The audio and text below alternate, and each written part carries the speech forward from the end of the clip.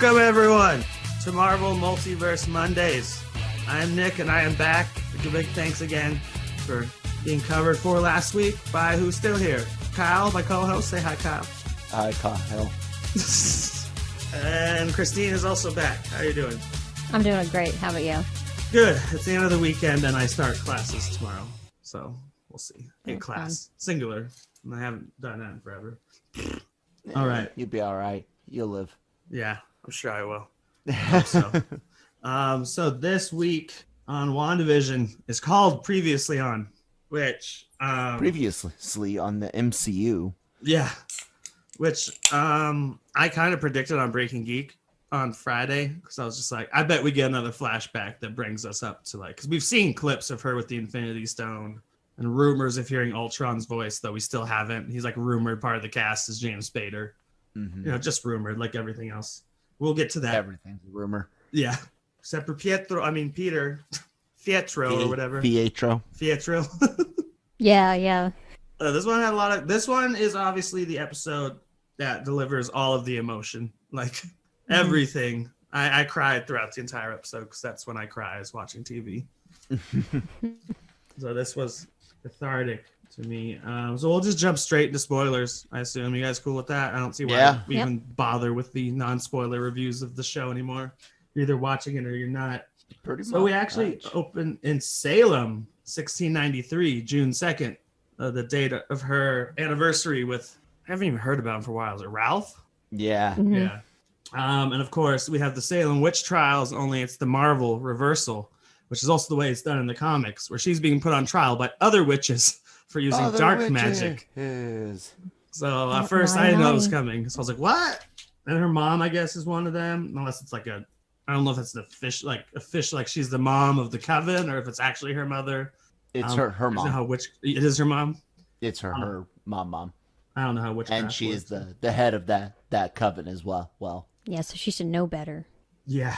Did you okay, so yeah, anyway, the witches all try to basically kill her, but somehow Agatha is so strong with her purple magic that it corrupts their magic and ends up killing everyone who tries to kill her. Yeah, it's like it looked like it sucked out their life, and yeah, it's some pretty powerful stuff. Does it remind you of anyone else's magic we've seen on the series?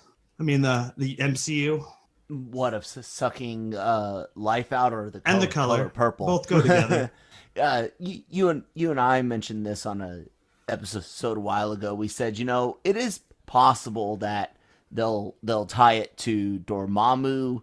I think we may have even said it would be kind of lazy, but we would get it because you set him up in Strange 1, and he now doesn't have a time stone to worry about. So they call it, they say she practiced magic above her agent station, the darkest of magic, and dark magic is referred to as coming from the dark Dormammu's dark well. Yeah, dark dimension. Exactly. So it's a possibility. I'm still a believer in the puppet master, who you and I never said would be like defeated in this. We just said that we believe there's something beyond Agatha and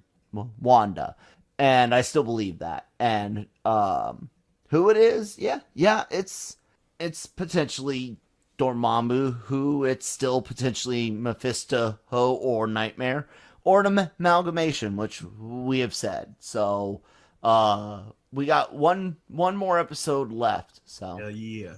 Then we'll be sad for 2 weeks. Yeah. Then we'll have to do our alternate podcast. Where I really do think the purple magic, it is. I don't think we'll see Dormammu, but it's obviously being taken from the dark dimension, which is where I assume dark magic would come from. Because then you also got in Doctor Strange, it's called Eldritch magic, and that has the orange color, and is symmetrical shapes, not hexagonal, but just different shapes. And that one also comes from different dimensions. That's how they explain it. You're taking the power to fix your hands from a different dimension. Yeah. Which is why They harness the powers throughout the multiverse. and of is course how the Ancient One later explains we it. will get to hex magic. I know What's chaos that? magic and all that stuff. Kyle's gonna love to Yeah, talk yeah. about when we get there. So, and then of course the brooch shows up for the first time, and she takes it from her mom. I still don't know if it has that much of an importance to anything, except for the head witch wears it. But Yeah, I think it was just kind of like, well, this is mine now. Yeah. So She well, we've seems given up on any theories that power hungry. but we don't think any powers or anything are coming from it, right? Or that it represents anyone anymore. It's just, hey, mom, boop, I'm the head witch. I think so, but in the comics for certain, and in Doc Strange, so in the MCU, we know that items can be imbued with true. powers. And we've talked about that before too, I think. Right, Like and whether or not stick, yeah, cloak. And whether or not this one is one of those, I don't know. Ho, she obviously, and we could dig into it a little bit later in theory. But Agatha, first off, it wasn't her all along, which is funny. And number two, and then I said it wasn't her all along too, even after the song. No, number two, I feel like she is desperate for something. She herself has, beyond a thirst for power, she has something specific she's after. What do you think, Christine? yeah, I agree. I mean, she keeps, pressing for information. She's desperate to get it. She said that she's, learned so much, but yeah, she wants to find out, and she's held the boys captive to get it. Like, she's going to get this information. And I don't know what she wants, but hopefully we'll find out next episode instead of making it the next season. Or the next movie. Or the next movie. Yeah. Ooh, well, then we come to the basement scene where she seemingly explains that, though everyone obviously has ulterior motives throughout the entire show. Where, man, that scene has the best lines. I'm going to read a few of them. You let me know what your favorite lines from the scene are. Okay. Magic on autopilot. What's your secret, sister? Such a great line. And also that accent really comes and goes. Yeah. And then she does look shocked to meet the real us while holding Senior Scratchy. So yeah, I think that one might. I've kind of been one of those that thought, originally when they said the rabbit and Senior Scratch, I was like, that's a little too on the nose. I thought it was just a wink and a nod to her son, Nicholas Scratch. That fucking rabbit just ate a bug, though, and rabbits don't normally do that. Yeah, it ate the cicada, the magic. That was my favorite part of the podcast cicada. last week, was coming up with that. I've never heard that any other theory video, that type of cicada. That is great. Mephistomorph. Because I watch all the videos, I listen to you guys talking, and I was like, holy shit! Yeah. Is that what it was called? Mephistomorph or something like that? No, it has like magic or magies. Yeah, that was the genus, I believe. Oh, the brood. It was the what were you called again? Like, I had it. But yeah, I'll figure it out. The rabbit. I still think it's. At first I thought it was who she churned things into to use. But then I said last week it was. I didn't think that Pietro was necessarily the rabbit because she was in the basement with Wanda when Snooper's gonna snoop, and she had the rabbit. So I didn't think that. So now I do think the rabbit's back on the playing board as far as being something more possibly. I really pushed him off as just a pet. What do you think, Nick? I'm liking the theory that he's a familiar. Like a lot of witches and vampires have that. What it's just we most thought. Yeah. Yeah, exactly. It's not. Definitely don't think it's her son. I don't think it even turns into anything. It's just a weird rabbit that eats stuff like that because it's her familiar. It's a magical version of a rabbit, but it's not conscious or a human. The only interesting part about it, and why I think he might be back on the board as something more than just a familiar, is the lines of him having star power, and then him, which is, Morning Star, whatever, and then the what happened in this episode where she talks to him and says the real us and stuff like that, which could again be just the real us, so which are familiar, but it's just odd to all of a sudden make him again prominent in a specific scene. So obviously this is the basement scene we pick up from last week. The scene before felt very much like the cold open to a Marvel movie, not just a Marvel show. Like introducing her in that way, or just reminded me of the way they introduce Mysterio and Spider-Man. It's a cold open. Mm-hmm. They show up and he's like, "I'm Mysterio!" Like, it's just like a big expensive like cold open to a film. And then we go, of course, we're talking about the basement where we left off. She still has her children. She says she was brought there. We talk about the accent. I think is a joke, obviously.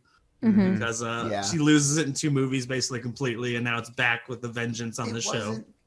Complete. Go, ladies and gentlemen. Barely in Infinity War. Barely in Infinity War, but it is still the evolution of losing it. But I wonder about the Russos and their thoughts on it, because the Russos were the ones that originally were like, the Russos were the ones that wanted to work with her on getting rid of it. Like, it was all during their movies that they slowly, try to get rid of it. So doesn't she have it pretty hardcore during Endgame? At the end, she's like, "You have no idea who I am." I feel like she. I guess if you're gonna explain it in universe, not actor wise, but in universe, it's that every time, like, when she loses her control, she slips back fully into the accent, even though she's trying to, I guess, Americanize, be one of the Avengers. The actress doesn't want to always talk like this. Yeah, maybe. It'll be interesting to see if they tie it to who her Nexus being self, or if they tie it to her trauma, like her repressing the accent was part of her coping mechanisms. Throughout maybe. The show, absolutely. Yeah, throughout this saga. Well, also, she also watches a lot of American TV, and some people may try to get rid of their accent, and then I don't know, maybe just sometimes it slips. Yeah, that's what we're saying. Is like she's trying to get rid of it, but it keeps coming back or something. Like I missed that then. The biggest way, I think the most reasonable reason why she really want to get rid of it, besides, just trying to Americanize, is that I think the U.S. government and people in power who rely on the Avengers but don't trust them would trust her better if she doesn't sound like an Eastern European, like, possible terror, I don't know. She's more of an unknown than Cap, who was like born on American soil, and Stark, who's like America's playboy billionaire philanthropist. There's still some I guess sympathy for the old Eastern Bloc, So, anyways. So look at this. And I found the cicada type. If you're interested, it's a periodical cicada, and the scientific name is Magic cicada. Yeah, magic cicada, basically. Cool. Yeah. Then let's see. Of course, she calls it the Bewitched basement because they are using the same exterior as the real Bewitched house. Mm-hmm. And she mentions that something that like you said, hints that it wasn't Agatha all along. Like, obviously Wanda created this, but she says that she's been trying to nudge her out of it the entire time, which is why she would like fuck with Herb's head so that he makes Vision suspicious, and she like just do other weird stuff even to Wanda. Like, should I take it again? Like, that was all stuff to be like, hey, and like you take the scratchy part, and you're like, and that was kind of her testing her magic, where she's like, can you do that? Like, can you bring Scratchy back? I mean, not Scratchy, Sparky. So that's all interesting. And then the question I have, though, is 2 questions. She says she's brought there by the afterglow of magic. I assume that meant Scarlet Witch, but the guy at Screen Rant was like, you could be referencing something that happened before that. Like this has been a nexus for magic, because why else would there be a dungeon in the house next to Wanda's? But personally, I think she magicked that dungeon into existence, and she just came because of Wanda. I think so too. I don't think Westview has a magic she came history. in, used her magic to get through the barrier. Came in, saw what was going on, and set up the shop that she needed to set up to do, whatever it is, observe at first, and then figure out where to go from there. That's yeah. I don't think it was. It could be. Here's the funny thing is, a lot of theories and guesses people have had are legit. Like even the ones I disagree with because I look at the comics and I go, I don't see how they would, fit it to make this, no work here. But that doesn't mean that it's still not a great theory.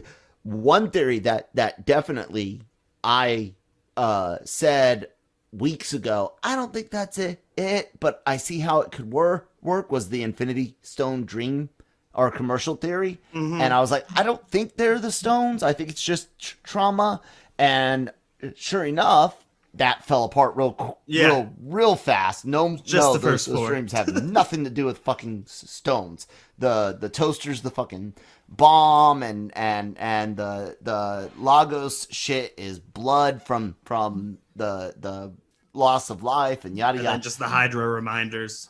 Yes, yep. Exactly. But that didn't mean that the theory wasn't good and it wasn't based on what you saw. Because one of the things I've been saying is, be aware. I think they're using a lot of quote unquote real magic ideology, like what misdirection and showmanship and being truthful while lying and all of that. I honestly, like, if I could ask any of these people, I would ask them, how much did stage magic come into play while you guys were writing this?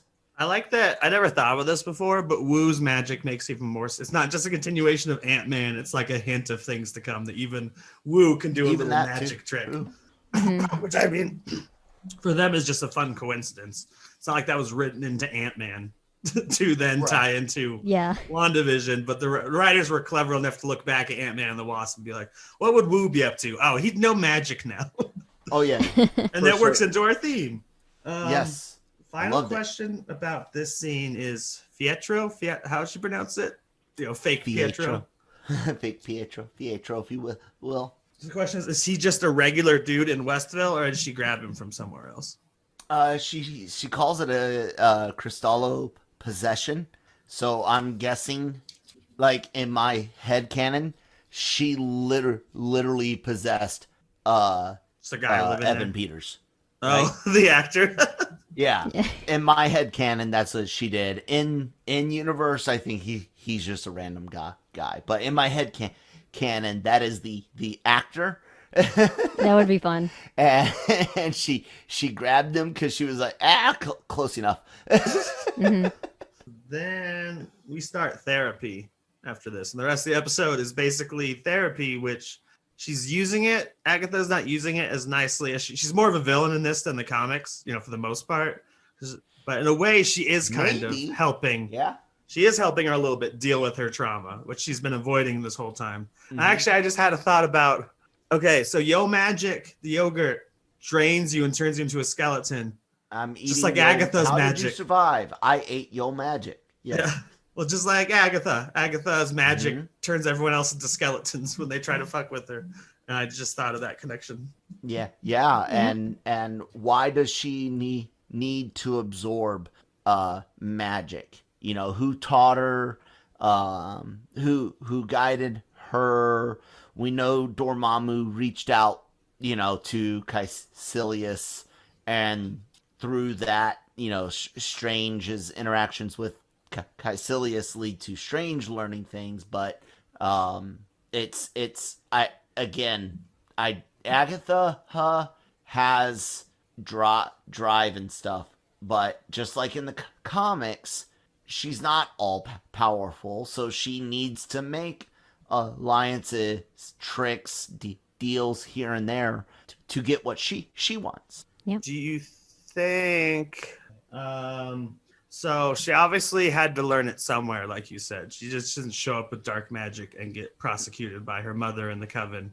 Do you think it was maybe she met someone like Mephisto, like, you know, kind of like the snake in the Garden of Eden? It was like, hey, check out this forbidden magic. Or she just had the book, or she was given the book. Like, do you think she's had the book that whole time? Or maybe she stole the book. Or she stole the book? The Darkhold, or what we're thinking is the Darkhold. I don't think it's been outright called that. No, yet. it hasn't yet. And it doesn't look the same as Agents of S.H.I.E.L.D., but we're also not acknowledging all of Agents of S.H.I.E.L.D., I guess. Right. And I think somebody said that they verified the empty locker and empty hexagon is the book Caecilius took. And then the other book was the one that Strange asked to look at. Oh, so we don't think it's one of those? We don't think it was ever in there? I can't remember if it was Screen Crush or Nerdist or New Rock Stars.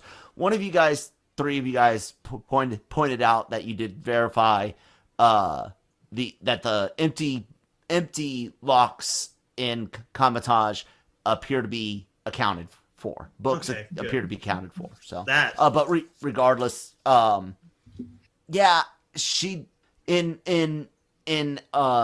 real world witchcraft mythology, the Salem witch stuff, like all that stuff connected, the idea of witches being married to the devil, the idea of witches being in service to the devil is a big prominent thing. Mole being the mark of the devil. Right, the mark of the devil, the warts. Yeah, all of that, again, people, like, everyone making fun of the Mephisto stuff, yeah, it could be someone else, but you guys don't understand from a lot of stuff how much real, not even circumstantial, just like straight up evidence beyond this show even there is of this type of, you know, being out there. So we'll see. And that's the thing, like, even if I hadn't learned who Mephisto is and all that, if I was watching this as someone who had never read any of the comics or talked to Kyle about that, I'd still be like, they're mentioning the devil a lot, like through the Salem witch trials, Marriage with the Devil, her anniversary June 2nd, like the moles being the mark of the devil. Someone obviously gave her the dark magic at some point. Even if she discovered it somehow, I don't think you just discover that accidentally unless someone is moving around the pieces. But from there, we go to Sokovia, and I drew a little sad face and wrote sad face. This is when the guys are getting really sad. And obviously, she's forced through this because she's like, "Don't forget who has your children," and like you hear them crying out at that point, like, "Mom!" It's like, why weren't you guys talking before? But she also makes a big point before they leave the basement or the dungeon. Well, obviously, there's the hexes. It has to be your own runes, your own magic. It's purple again. The book has like red coming out of it. Almost closer to the orange of Doctor Strange magic. And I'm not quite sure. I know the video you're talking about where they called it Eldritch magic that he's using. I'm not sure that the Ancient One called it anything like that. They just called it sorcery and magic. In the comics, Eldritch magic does exist. And that's real ancient stuff, like it is in, stuff with in our real world fictional eldritch magic and stuff like Lovecraft stories and it. I actually think that an eldritch terror or creature or magic being is more likely to be attached to Agatha at this point than I would attach it to Doctor Strange's. I could be wrong, but yeah, I don't necessarily know that word is an in universe accurate description. You know what I'm saying? Yeah. I don't know. One of them said it. I just know that. I just remember the part that it all comes from different dimensions. Is where magic comes from. That's Differentiated absolutely true. from hers and Wanda's by color and by shapes and all that stuff. But we don't necessarily know that. It's think of it as like the Force even. Okay. Hey, so you can have, Force abilities manifesting in different physical whole ways that people can see, like Force lightning or telekinesis. But the power, the technique, the concentration, all of that is relevant. And so I don't think necessarily, because then all those other witches, their magic was blue and completely different than anyone else's. I think it's similar her to the Force. Your teachings, your actual powers source, and whatnot can change the way it might manifest outwardly, but it's all magic. Yeah. What I was going to ask you about in just a second. So now we're in Sokovia. Like I said, back to that.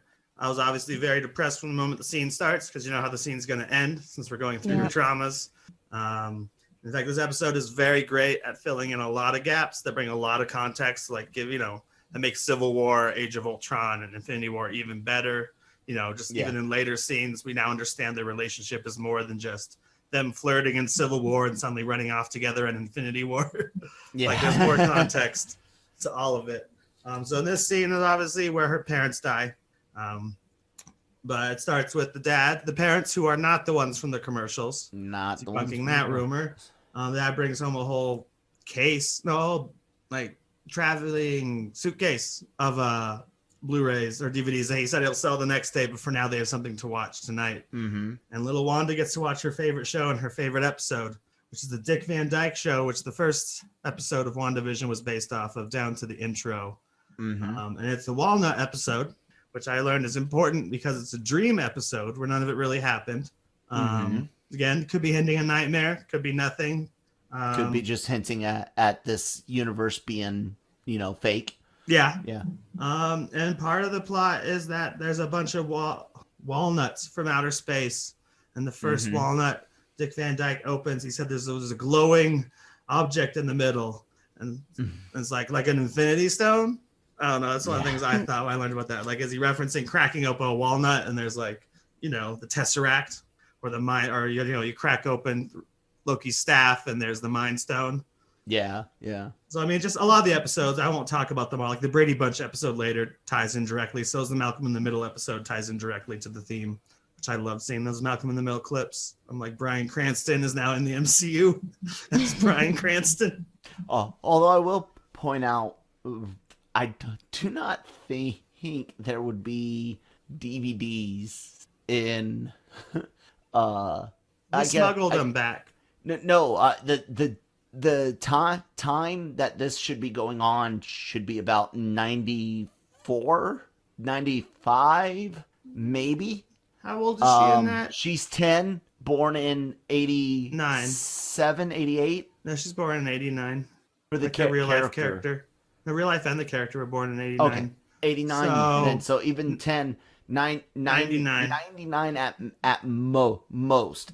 And Malcolm in the Middle DVD definitely not out. All of those on DVD. No, they should have had a case of VHSs, which is real. And but believe it or not, Mikhail Gorbachev, I believe it was, stated that snuck in copies of Western TV may have helped. No joke. Yeah. The former Soviet Union leader said that yes, and it's very, very possible while they tried to control what was coming into the Soviet Union, not just the Russia part, but all of it, that a lot of exposure to Western ideologies and oh my god, that's what you can get outside of this shithole Yeah. of communist. Yes, that's exactly what you can get. And he said that may have helped bring it down. So it's a legit historical point, and I'm gonna give them a pass because in their universe Stark exists, and I'm gonna say that Stark brought DVDs 10 years earlier. What do you think, Christine? Yeah, maybe. I didn't even think about that. I was just like, oh yeah, DVDs. And yeah, but you make a good point. Like there's still so much that I had on tape. For the longest time, where it's like it's cheaper. I'll get this. But I don't know. Either way, it does go right back to what we said in our very first episode, Nick, that all these TV things are connected to her watching American TV as a kid. Exactly. Ta-da! Yeah. Well, yeah, for some of it, but like I know with the Malcolm in the Middle, that was when she was at the Avengers compound. Well, she watched an episode, but she had that DVD. Yeah, I didn't at see her it. house. The I didn't ones see I it have in the there. list of the ones in the box or the suitcase. Okay. Because I looked at a freeze frame. Who's the Boss? I Love Lucy, Bewitched, Addams Family, I Dream of Jeannie, and Malcolm in the Middle. Oh, okay. Yeah, because I didn't see it in there, but yeah, of course I saw like I Love Lucy on there and like a few others, and yeah, that one I missed, but next time I'll pause it and make sure I write it all down. That one's one of the easiest ways to notice. I was surprised you missed it. It's like one of the two that's sitting flat on top, and I'm like, oh, it's Frankie Muniz. He's in the No, MCU I was too. too busy looking at I Love Lucy, so I was like, oh yeah. Anyway. So what we all expect to happen happens, as we've been told. They get blown up in the middle of watching TV at night, which I brought this up to my friends before. It's interesting. We'll get to a little bit. I guess I can bring up now that her father is all about watching TV and keeping them happy and stuff. And at the same time, once she creates her version of Vision, he's like, what shall we watch tonight?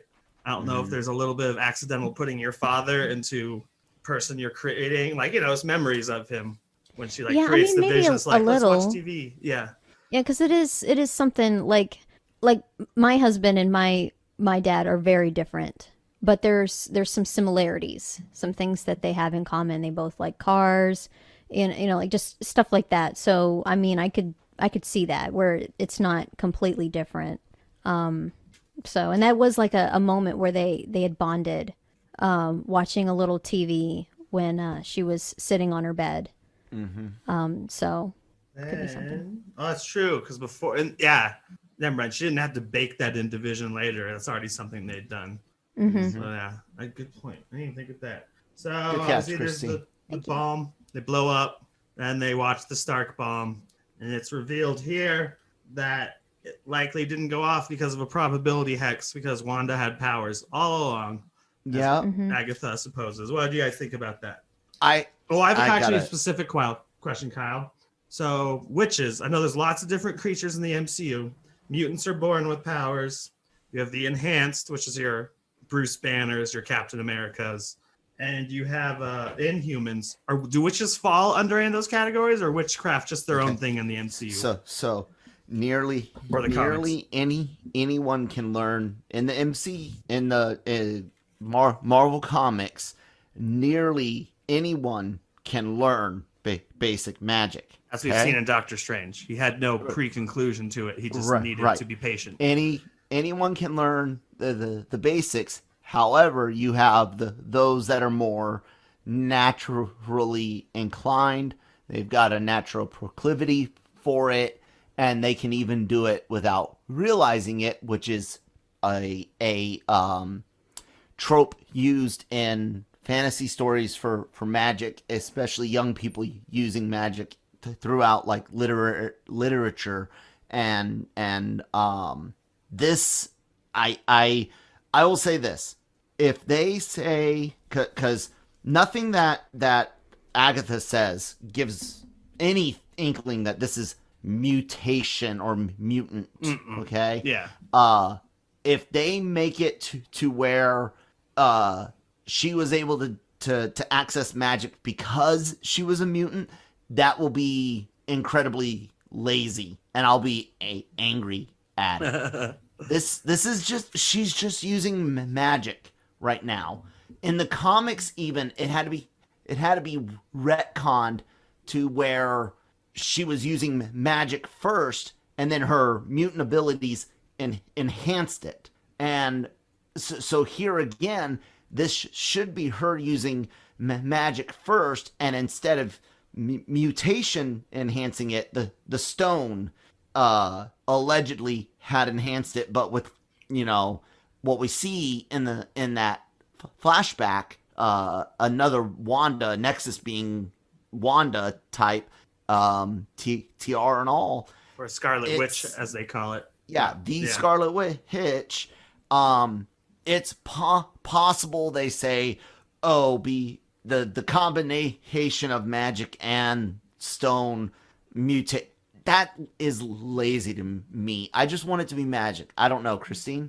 Yeah, I agree with you. I think, you know, like maybe she has it, but like we were talking about it earlier, where it couldn't have been her being a mutant because she's like 9. 9-10 years old. Yeah, so it's like an adolescent. She probably hasn't hit puberty yet, so she hasn't mutated yet. Yeah, and especially in a poorer country with lower calorie intake. She's probably a little developmentally delayed. And then what else was I gonna say? With this, you know, with the experiment, I mean, yeah, I think it's just part of the magic, something that she had, but like kind of like it, where it being, some people can naturally sing, and then others have to learn, and then, you know, a lot of people a combination of both, where it's like, yeah, you've got the natural ability, but you need some training.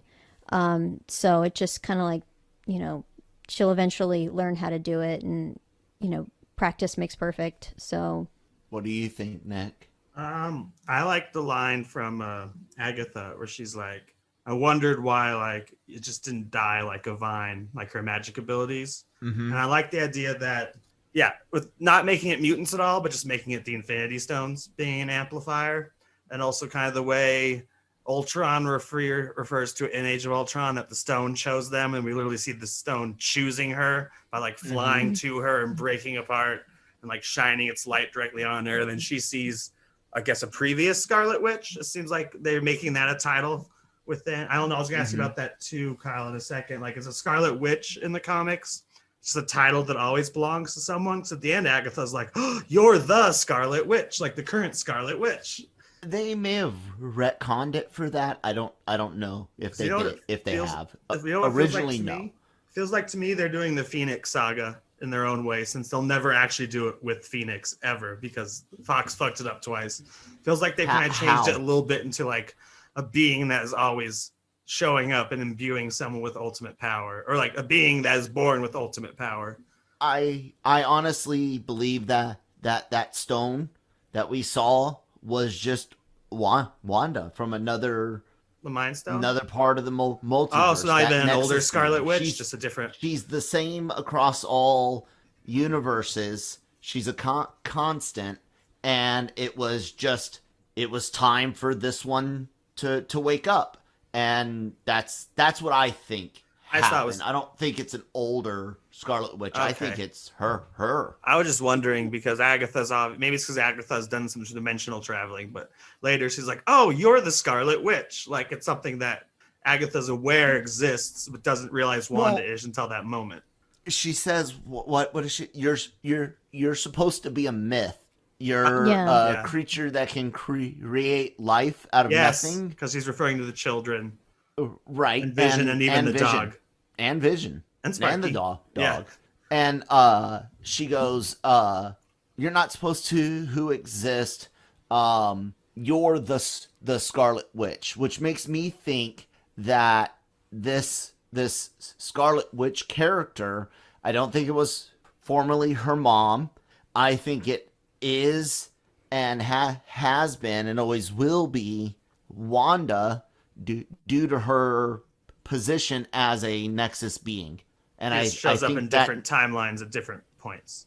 Gotcha. Exactly. Different timelines, points, universes, because basically think of her almost like Kang, to where in order for the universe to work and make sense, Wanda must have always been and must always be. It's a weird thing, and it all, depending on how much comics people read, some people might not know all of the retconning that has happened for Wanda and her powers in the books. But I think if you asked anybody that's read the Vision Quest story, the Vision and Scarlet Witch arc, the Vision solo book, and of course House of M. I don't see how anybody could look at those and not clearly see which parts are being used straight up and which ones are being amalgamated. And it's cool. It's fun. I like it. It's interesting also. So Danny Bartlett, he does Breaking Geek Radio, the podcast with us. And whenever we talk about it, he gets upset because he's like, why do I need, I don't know all these things. I haven't read all these comics. And just this week, we're like, look, man, it's funner for us because we see the Easter eggs and we can make guesses. We know Bucky is the Winter Soldier before even the trailer comes out. Mm-hmm. But you don't, to be clear, the magic behind the curtain of this, you don't have to read any of the comics or listen to us at all to understand what's actually happening. We're just bringing extra insight. Yeah. Mm-hmm. And supposing what could happen. Because obviously Marvel started like every other studio that had done superhero movies just by Sony and DC, just by doing just generic titles. It's called Iron Man and we'll borrow from everything, to actually doing titles of books. And now they're kind of running away from that again with stuff like Quantum Mania, where we'll have Kang as early as next year. Speaking of Kang. So that's just for everyone. You don't actually have to know all this. Yeah.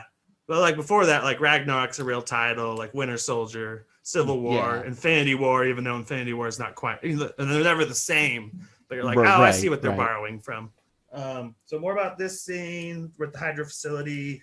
Do you guys think, so obviously she was selected because she had innate powers. Do you think she somehow helped her brother get powers since he's not a witch? Why did he survive? I do. I think that she would have had to help him out. Because the experiment, it killed everyone before them. So I definitely think she had a hand in helping him. Imbued him with some stone energy before he went in, so it just didn't. Or kind of just use magic to protect him somehow. Yeah. I tend to agree with Christine. Okay. I agree too. I think that's the only hole in my this is why she's not a mutant, and that's, how did Quicksilver get his powers? And Ultron makes it sound like it's just because they had strong will and hatred. Right. And that could have been what, Whedon had planned, and maybe even Feige at the time, because we all know plans change. Yeah. But and like you said, get retconned. and get retconned. And I would still be angry if they make it to where, yes, that means that they were mutants. I also believe that she changed the probability of him surviving and getting abilities, or straight up was the one to give him the abilities. Either way, which actually, she made sure he survived. That's one thing I forgot to mention in the last scene, which still ties into what we're talking about.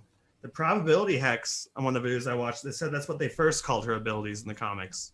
Yeah. Well, they the expert. They said they called it that before they called it the chaos magic. They were calling it the probability magic. She was able to change reality by messing with probability, and they later changed to explain it with more magic and stuff. Yeah. Last things in this scene, the footage is obviously edited, kind of like what we see later. Mm-hmm.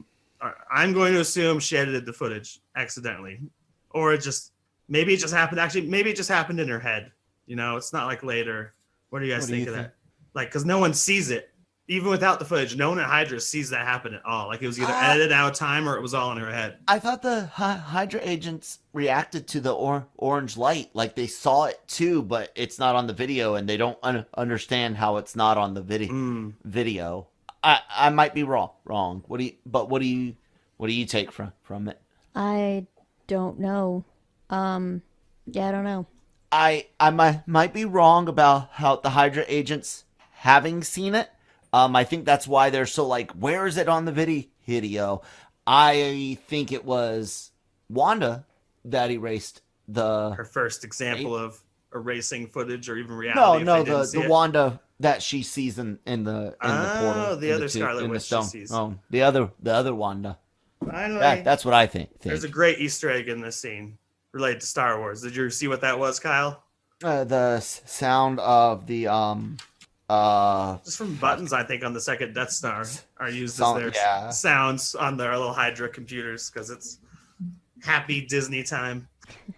Of course, throughout the years, a lot of sound effects have been reused by Ben Burt, at least back in the day. He reused like a TIE fighter as a Indiana Jones's plane, backfiring is a TIE fighter sound, or like, the Wilhelm scream, like I said, isn't everything. Yeah. Even Marvel. I assume it's in every Marvel movie. So then we go to Avengers HQ. Anyone else have anything else to add about the Hydra? No. I guess she's watching the Brady Bunch there, but I don't feel like we need to get too much into the episodes. All the episodes she's watching relate to her storyline. We can just say that without talking about Malcolm in the Middle episode and the Brady Bunch episode. So back at Avengers HQ, she's watching Malcolm in the Middle. This is the other great scene that made me cry. This is definitely before, to me, the time he comes in. And this is before Lagos, for sure. I think they make it pretty clear. So this is one of the first time Vision comes through the wall, which when you look at Civil War, she's like, I told you not to do that. Like this is one of the times that led to Civil War. Shortly after Age of Ultron. And then he's trying to bond with her, talk about like, this is the first time they really, it looks like they're about to kiss throughout this entire scene. They're just like looking at each other like teenagers. But he mentions the whole like, he doesn't have grief because he's never had anyone to lose. I love that line. And the best line of all is, what if grief, if not love, persevering? Which is like, give these writers a fucking Emmy. That line alone is better than most things you'll hear in like a Oscar-winning movie. That line alone is like, whoa. I see a lot of famous writers tweeting like, I wish I had fucking thought of that. Like, I hate myself. They're always like, I hate myself now because I didn't write that. That was good. And of course, that's the scene they're watching Malcolm in the Middle. Any other thoughts on that scene? I love how you can see their chemistry start. Like obviously they're not ready to do anything yet, but it's like it's the beginning of their relationship. You can tell there's something there, and it was sweet to see. But then it's also kind of like, and it's gonna fall apart. So it sucks to know their future, but it's nice to see the beginning as well. Yeah, it definitely feels like a high school romance story. He's like looking at her and stuff, but at the same time, I'm sure there's a little hesitation because it's like he's a robot. He's also brand new. Yeah, he hasn't been around a while. He's like an infant. Yeah, he has a lot of information on stuff, but like human interaction, he's still learning and all that, like a teenager. And then with her, all she's done is fight, so she probably don't know much either. So I'm good. Okay. I was looking at him like, are you gonna say something, Kyle? What do you got? I think I don't want to say too much. So then we go to Sword headquarters, and we see a slightly different version of what happened from the footage that Hayward showed all of us earlier. Meaning someone else is also missing with video footage, but in the old-fashioned way, because she doesn't just storm in and steal the body. She forces her way in after beginning permission, and then she goes up to Hayward and says, Hayward's just a fucking bastard. The more we learn about him, the bigger a dick he is. And then he even lets her see the body. But she charges in, and one of his main lines is not everyone has the power to bring their soulmate back online. And he's like, oh, I mean alive. Yeah. And let's see the body. The body's, I stand by, this is the last show I would let, if I had a kid, of all the Marvel properties, this is the last thing I'd let my kid watch out of all of them. Between like witches getting turned into like skeletons and like seeing the Vision like taken apart, even though he's not human, just like his body parts laying around the room, and just continual. It's more of a horror show, I think, than any other show so far. Yeah. Yeah. Also, it's kind of like, you know, the dealing with grief. Maybe some kids, like if they haven't experienced that, or if they have, that might be too much for them. Because I mean, it was hard to watch her say goodbye and her line, "I can't feel you." Oh God, yeah. That sucked so much. There's a lot of good emotional moments in this, and I'm so glad to see Elizabeth and Paul, because I'll be honest, when Vision died in Infinity War, I was actually highly upset, because I'm like, you guys, like, of all the characters you're gonna kill off, like, you realize how many stories and potential there is with the Vision, and to see this is just great. And Nana Boo Boo, Ashley and Mary Kate, your sister kicks more ass than you guys ever dreamed. Did you know there's a music video of them singing about dissing her? Sorry.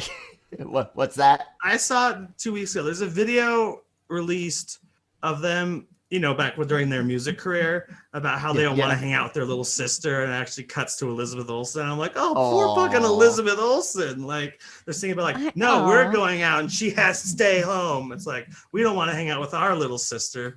I was like, dear God, look who's laughing now, though.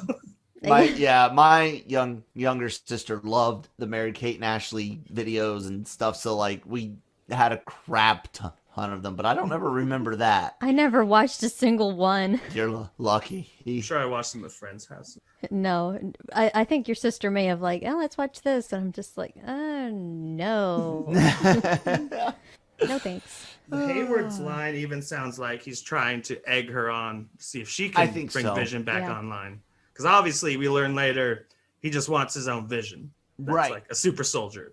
Like Ultron intended. Sentient weapon. He wants to make her the bad guy, and he was able to edit some of that footage, but he wanted a little more, and he didn't get it. So yeah.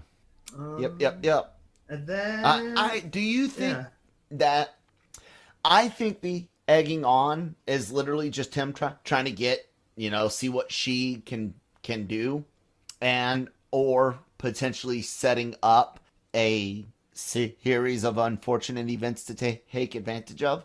Either way, I'm kind of back against him being.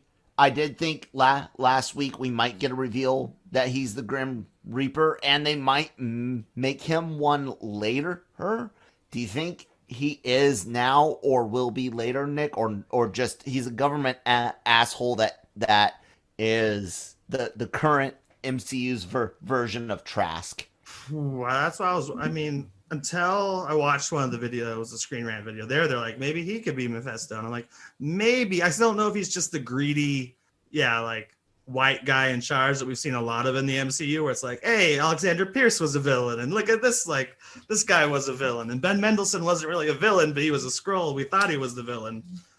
I think he's just the next government asshole. Yeah. You know, who wants his weapon, like more of a, it doesn't have to even be an MCU story. It's just like typical, even Bond story. Like, I just want to create the next biggest weapon, so I'm in charge of the future, the aliens that come next, or the his anti-hero stance is about to be heavily explored in Falcon and Winter Soldier. So I see him sticking around, and that's why I don't think he's the Grim Reaper. Oh, you think he'll continue? At least not yet. Maybe be proven he shouldn't be in charge of the sword, but then fall in with Zemo in that'd something be like interesting. that. Yeah, because he seems to have the same agenda. Unless we can control them, no more superheroes. As we'll see at the end. So then in the car, she has the letter that she's been carrying around, and she goes to Westview. And to her credit, she has improved Westview by controlling it, because Westview is a dump, probably because of post-snap, and just because it's the economy, like the guy called Luigi is putting up posters for teaching music because of the mailman's a snap. pizza delivery man. you've got like multiple of it. You've got, small town. You've got the 5 years that they struggled, after the snap. People coming back, People deciding to leave because those that were left behind moved away, moved exactly. on. Mhm. So they're really struggling. That town, like a lot of mid-sized and smaller towns across the world, would be devastated by even the return. I was just Because thinking it's that like this is probably what most even if towns you look get- like after the snap. Yeah. Like we're still like 3 weeks after one of the most traumatic thing to ever happen to humanity. Exactly. And even if you come back, doesn't mean that your stuff is going to be in the same spot where it was you left it. Which is No. why I assume there's no house. And Right. Vision would have bought the house before. He bought the Infinity War. land, Yeah. got it ready to be built. They And then it started got burned building. down or something during the. Yeah. And then the snap happened before it was finished. Yeah, maybe it was like a house that needed a lot of repairs and 5 years of neglect. It was like scheduled to be condemned, so she shows up and there's nothing but the cement, like maybe something like that. I think it just wasn't built yet. Oh, Oh, you Yeah, think maybe. it was he just bought the lot, like it says in the. Okay. Okay. So obviously this leads her to finally have her final like snap, like when she snaps in Age of Ultron and just like blows everything to smithereens. I was actually thinking about, because everyone's talking about like she almost beat Thanos and stuff, and I'm like, technically she didn't kill the final Ultron, but she ripped Ultron Prime's heart out. So technically Yeah. she's almost killed 2 Avengers level threats like on her own when she gets pretty angry much. enough. Because when she doesn't get Yeah. angry enough, she seems to underestimate her powers. Yeah. Because if she knew she could do that, I'm like, well, why didn't she fight Thanos off from killing Vision in the first place? Like, oh no, those powers had to come out of anger because she can't control them. So Yeah. It she comes couldn't have from, like, a stopped really Thanos dark until she place. saw Vision die. But so yeah, this is when she just everything gets unleashed. No matter if someone's been leading her around or what, she encapsulates the entire town, sends it into black and white. And unlike, I don't know, I guess earlier in the show we were predicting she stole the parts, right, based on what Hayward said. Because no, Right. in this she recreates Vision from nothing. She didn't take any of Yeah. the parts. She just recreated Vision and the stone, at least with it, the hexagon that we've seen. Can't necessarily leave with that crap. Right. He's formed out of her red energy turning into yellow energy, and he's got a stone. He's got everything except all the memories, and she's so distraught that she even just accepts the reality at first. I don't even think she realizes. No, she at can this point control she's things done it and she's until trapped. episode 3. Yeah. Yeah. She's in it now and she's like, sweet. Because like Agatha said, Agatha kept trying to break her out and coming close. And then she Yeah. would just, erase it, snap back to reality. Like if you think about it, while they're almost stalling Vision looking back, and maybe Agatha's even using Geraldine, aka Monica, to try to snap her out by being like, hey, is she still here? Like, is she still talking to Wanda? Like, you hang out here with us, but is she still talking to Wanda? Maybe that could be snapping her back. Like, Agatha hoping that. Yeah. And then, okay, so here's another question I have that the video raised. I'm not sure of. Was this all, was the card actually from Vision? Because it's a coincidence that she's been brought to the same town that has a relocated person, unless she's the relocated person all along. Because obviously she has this house from Vision. I'm still saying that the missing person thing, and I could be wrong, but I'm still saying that was just a vehicle for Wu. I don't think that the FBI's missing person is very important to the story. So you do think the letter is from Vision and not from Yeah, Hayward I or a believe- magical being or something? I believe in between Civil War and the times where he would sneak off, because that time that they snuck off to Scotland was not the first time No. they ever did it. It was the first time they went off the grid, like where they exactly. promised Cap they would report in, but they didn't. Exactly.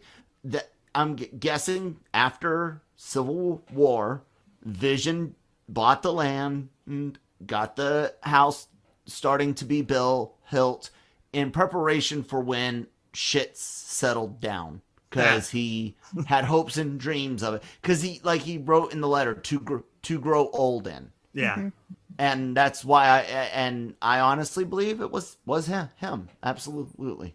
And it's a heart, just like the heart we saw in the calendar. So I'm wondering if, which seems like something she would have put on calendar subconsciously. The calendar itself. And what date was circled on that? August 23rd, I think.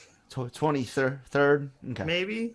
I remember we looked at the date before, and there's no other seeming connection within Marvel or the comics that we or anyone else I've watched has found at this point. So it's probably not actually an important date. It's not like the cool Stan Lee cameo on the license plate. Yeah. We're like, hell yeah. Or like their house hasn't proven out to be. I've always wondered if their house would be something. 2800 was their address. They just make it so noticeable, but that's just because like a normal house. So far, it's proven to be no reference that anyone can find either. And then we do the whole set scene, which isn't that important, but reveals that like the set, the Wanda, what hasn't been imagining that part or has been there or whatever, and you got like the slow clap by Agatha Harkness. It's like, now I get it. Like, and then at the end, she has the boys hostage, like unleashes. And she's like flying in the air with some terrible makeup job. Strings. Yeah. Ooh. And that's the first time, that's when she makes the comments about chaos magic and the Scarlet Witch. And also, the fact that she can create life, which some people are like, is the life, if she creates life, are those mutants? Like, are her children mutants? Vision obviously isn't, he's a recreation. Sparky's dead, but if she can create life, and her children have powers, and Agatha basically says, no, you didn't get them by sleeping with Vision. You made them into existence because you're the Scarlet Witch. Does that make Wiccan and Speed mutants, do you think? Or are we still not going to hear anything about mutants for a few movies? I don't think so. Christine, what do you think? I have no idea. It would be interesting if they were the first. But yeah, like I don't know. That'd be kind of cool. I'd be okay with hearing more about it. And maybe we don't get that distinction until a few movies down the line when there are other mutants from a different universe or whatever. It's also interesting about them. I may have missed maybe I meant to talk about last week because I wasn't here. I remember we did talk about maybe the fact that they're the first two people born with powers in the MCU, aside from I guess Scarlet Witch we know now, but like they're the first kids had by Avengers that have superpowers. Yeah, but also they're not teenagers yet, and they've got super abilities. I don't think. I think everyone has expected this to introduce mutants. I think this introduces the path to mutants, but I don't think a single person in this show so far is or will be ever called a mutant. Definitely don't think the bubble's turning them in. Some people are like, is a bubble turned everyone into mutants? And I'm like, no. No. I think Photon or Spectrum, which I think is the better name for her. Or just Monica. Who knows if she ever gets a nickname? Not all of them do. Yeah. Yeah. And again, I'm fine with either one personally, but the character that they made Monica into, I think she would look at that and be like, that's mom's name. I'm Monica Rambo. You know what I'm saying? It just fits her. So, but I can see her also being like, I'll do this for mom. I don't buy it as much. I don't think she'll ever take on the name as Photon. An actual name. I just think it's been a wink leading up to this because it's like, don't forget her daughter becomes a superhero named Photon. And it's like, okay. Right. Because that was even on her. It wasn't just in the Sword facility. I believe that was on her ship in Captain Marvel. Yeah, I don't remember. Photon, just like Carol Danvers said Avenger.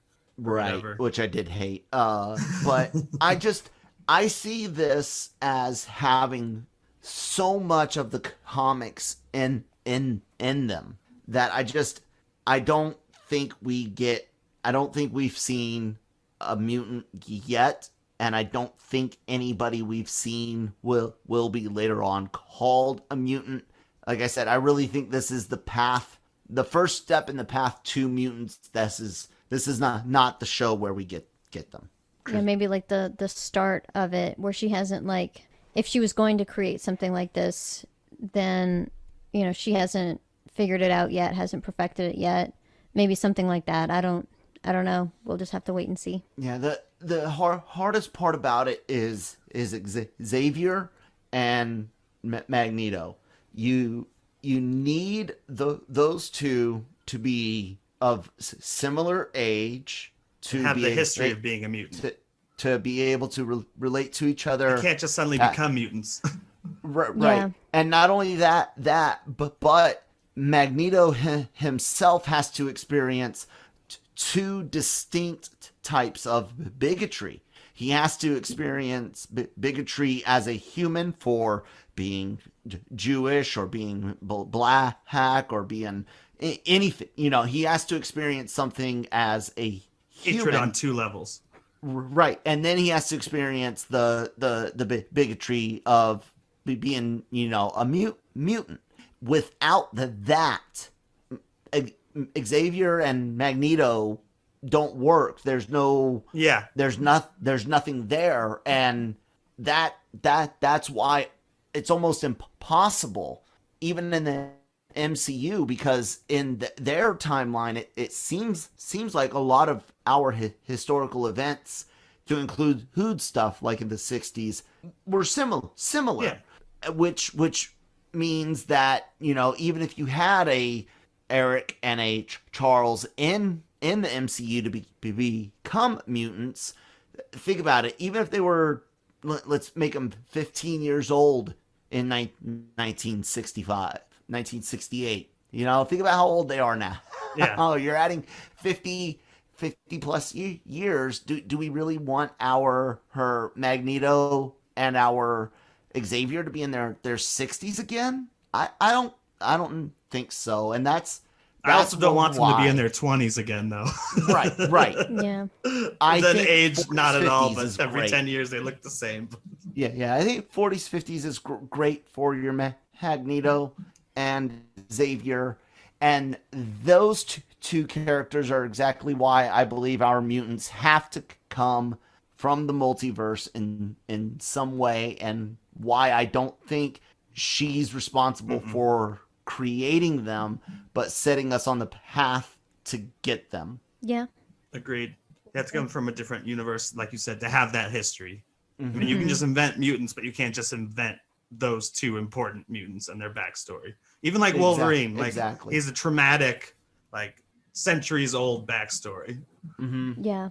And they're obviously going to, I think they're going to avoid using him, but they'll eventually get to Wolverine because that's just so, this will be the hardest recasting so far. Like, you can recast Batman, you can recast Spider-Man, you can recast Superman. How do you recast Hugh Jackman? Yeah, I know, right? It's going to be the Robert Downey Jr. problem in like 30 years when they want to remake an Iron Man movie. It's like, who else do you get? I can't wait for Feige to cast someone as Wolverine that makes us all forget that.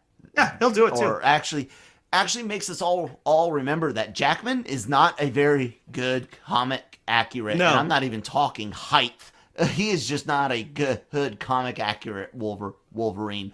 He's just the best Wolverine you guys have ever seen. He's the one the mainstream TV. accepts because he's been around even longer than Tobey Maguire's Spider-Man. Like, Yeah, but that's how they, directed him. So it's like, I'm not blaming him. yeah.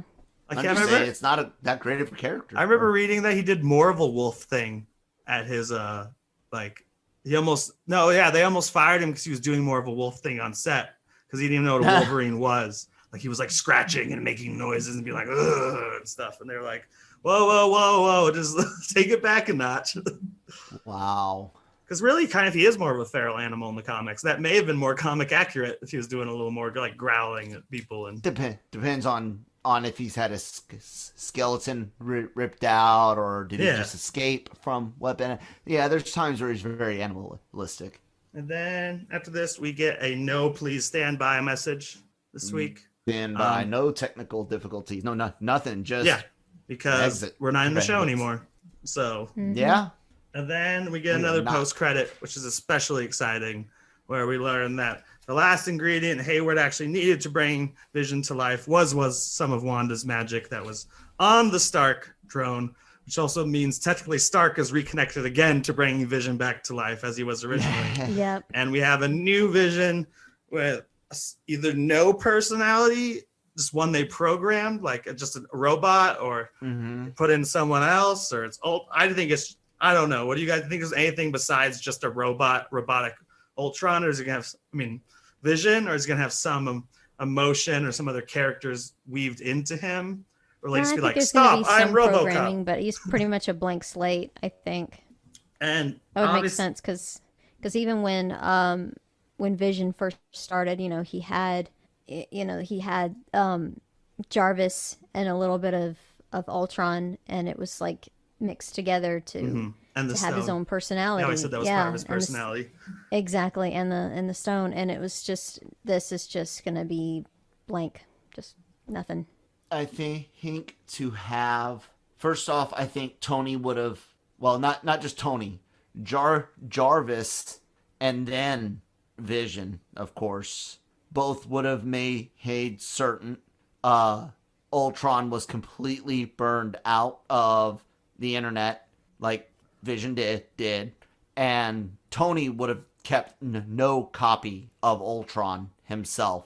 And I don't think there's an Ultron left to upload. I think we're going to get the West Coast Avengers Vision quest. He's emotionless, memoryless. He's going to do what he's told, but I think between him and Vision, I'm hoping we get a full-fledged Vision back, just like we did in the comics.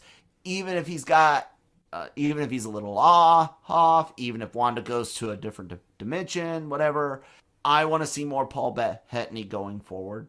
Well, here's my prediction. I'll let you guys do predictions, and we'll finalize any other Easter eggs we've seen since we've covered the episode.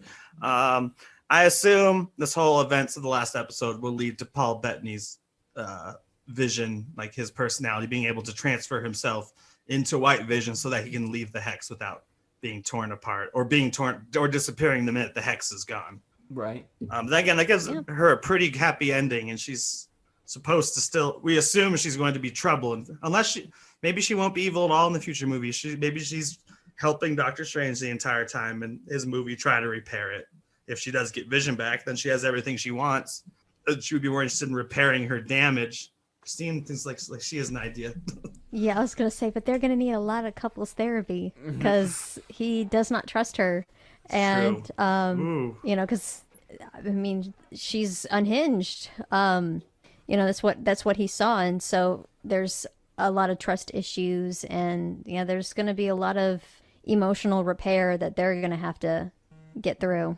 Interesting. And then it looks like, obviously, the main characters going in the final episode as far as let them fight we have Monica, Agatha, Scarlet Witch, the twins, 2 Visions.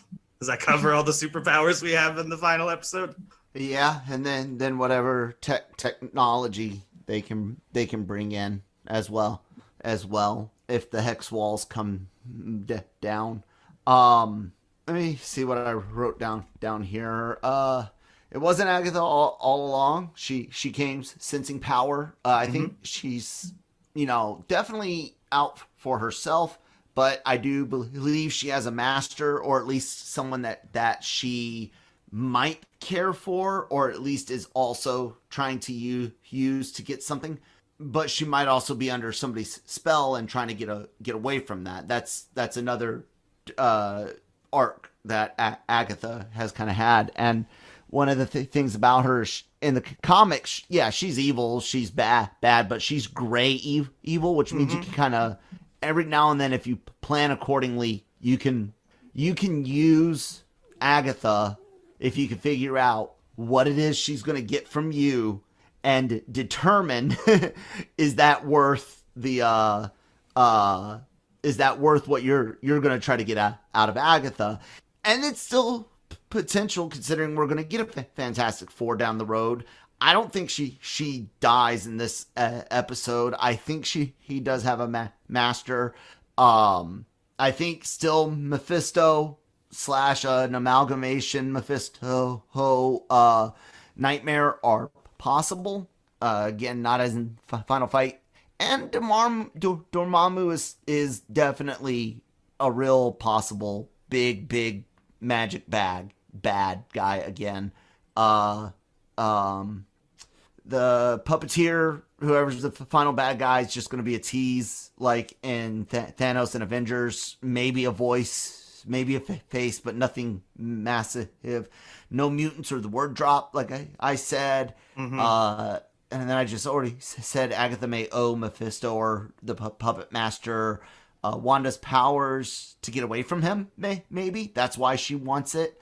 And then yeah, I agree. That big fight, that's gonna be cool. And no, I don't want Ultron. It doesn't make sense. Think we'll see any more? Obviously, supposedly there's still supposed to be a Luke Skywalker level mind blowing appearance, which there can't possibly be unless you bring in someone like Thanos or Ultron, in my opinion. But do you think we'll get someone else to fight at the end? Like, do you think Doctor Strange will even be fighting? Maybe be part of the final battle or something? So it needs to be. I mean, yeah, it's like all this crap going on. Where are you at? Or does he show up too late and it's already over and he's like, fuck, I need to fix the multiverse? Maybe he's somewhere else right now. Yeah, someone needs him more than this situation, but maybe if he pops in at the last minute, saves the day, that'd be nice. Saw one of those memes again where it's like Ant-Man hanging out with his daughter and like, everyone who's able to go Hawkeye with his family, like post Endgame. And then it's like, why are you all not giving Wanda some therapy, for Christ's sakes? You all just went home. And Wanda's like has nobody, and no one's staying with her. She doesn't even have like a shield agent with her. Hawkeye should have taken her home. Yeah. Hell, he's the reason she's an Avenger to begin with. That would have made so much sense, but the show wouldn't exist if she moved back with Hawkeye and the farm just to like for a while to like center herself before the next Avengers mission, so she's not doing crazy stuff like reanimating Vision and taking over an entire town accidentally. Then we wouldn't have a show. Do you want Ultron, Christine, to be a part of this? No. I think it'd be too brief of his appearance of his too. I think it was just a thought that came to me. I'm like, maybe Ultron. Yeah, but do you not really? Because Ultron has a lot of history with Vision. I just don't want him back. We already did it. I don't care for it. Yeah, I don't think he'll actually. I don't know. I don't really care for it either. But I hope there is. I don't know. There's got to be something that makes the battle more interesting. Like I said, like a Doctor Strange or someone coming, because it almost seems like everyone, including Agatha, will be fighting White Vision. Like he seems like the bad guy, or Hayward is, but he seems like the bad vessel. Like, so it seems like Scarlet Witch could still destroy, but that's her weakness. She won't destroy a rebought together Vision. Otherwise, like Scarlet Witch could beat anyone that's thrown at her. Yeah, she could look at, there's the real Vision. Now let me, figure out how to combine them. Otherwise, she'd just tear him apart with her hand. But yeah, I think she would be hesitant to do that because she's like, oh, wait, maybe I can get the best of both worlds. Someone who doesn't fall apart and who has some of my husband's memory. Oh, God, my brain just went to Buffy the Vampire Slayer, where Xander got split up. And Anya's like, can we just wait a minute? Dr. Manhattan and Silk Spectre. And before we go, I'll say this is my favorite episode so far because it gets into all the emotion. Obviously, we're not into Marvel action in this one, but we're also getting a lot of new Marvel lore, including, I think, with the exception of the TV shows that aren't 100% canon and the Eternals, which hasn't come out yet. I think the Witch Trials are as far back in time we've gone in the MCU besides Odin leaving the Tesseract, if I'm not mistaken. So I love seeing, different centuries apart what's happening in the MCU. Because like there's witches, I believe some witch magic in the comic, or maybe magic even from that book leads to vampires eventually, is what I saw today. Like the creation of Blade and more. Normally, Morbius, he's Sony, and he was an experiment gone wrong, not a vampire. But yeah, the vampires tie into the witch origin or the book or something. So yeah, what do you guys think about this episode? Any final thoughts about the episode? Final Easter eggs, predictions before we go to the last one? I'm just gonna say, hey, I'm always happy to be surprised, and I'm fine being wrong, as long as the story makes sense.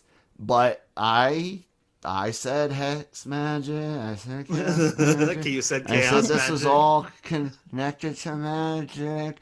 I said Wanda didn't do this all alone. I also said immediately after watching the Agatha All Along video, I looked over at Christine and did I not say it's not just her? Yeah, you did say that. So This is the problem with Kyle being right.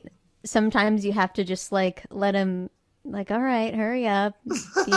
Be proud of yourself, pat yourself on the back and I could still he'll be wrong and if I am I have no problem admitting I'm pretty right a lot. a lot. So much winning. Yeah, exactly. Did you see what was what there was another things somebody came out with and I can't remember, but I was just like it was a comic book .com article and I was just like you guys are really like digging hard like you almost it was almost as bad as that I don't remember was it Jezebel or HuffPost that wrote about Chun-Li not being in Mortal Kombat. That was Jezebel. I remember that. Okay, they're both the same anyway. Like, oh my god. Like please be aware of who's writing your or there was a article I saw called out just 2 days ago where they called Superman the motion picture the first Superman film. Oh, wow. What? And it's like, first of all, it's called Superman the movie. Second of all, it's like the third or fourth live action Superman film, if you count the serials and like. Yep. So it's like, that's why you hire geeks to write your news stories about like, because there was an article about the Black Superman movie they're making. Yeah. So it's like, that's why you hire geeks to write your articles who are like, now I'm aware of the other Superman movies, even though I was born after 78. Like, I know. Yeah. But That's a really big mistake. Yeah. God. you could research that. Even if you assume that's the first one, just give it a Google. Like, Yeah, or just try to be vague, like this like this first this movie coming out. modern Superman movie. Yeah. Yeah, or just something. Just if you don't know, just try to, I guess, be a little vague with it. And they screwed up his last name. It's Christopher Reeve, right? I believe so, yes. They called him Christopher Reeves also, which is combined his last name. Oh, it's the last name of the other guy who played Superman on like the original serials. His dad. So that article was all over the place. Research your shit. Yeah. Yeah, it was his dad that played in the old serials. Was it? You know that, right? I thought so, Yeah. because that's how Ben Affleck even played Superman. Was Ben Affleck played his dad in Hollywoodland.